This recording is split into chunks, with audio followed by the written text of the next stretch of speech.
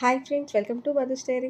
ఎంతో టేస్టీగా ఉండే నెల్లూరు ఎగ్ కారం దోశ కోసం ముందుగా ఒక మిక్సీ జార్ తీసుకొని 8 ఎండుమిర్చి, ఒక ఆనియన్, ఒక టమాటో, 4 వెల్లుల్లి రేఖలు, కొంచెం జీలకర్ర, సరిపడినంత ఉప్పు వేసుకొని మిక్సీ పట్టేసుకొని పక్కన పెట్టుకుందాం.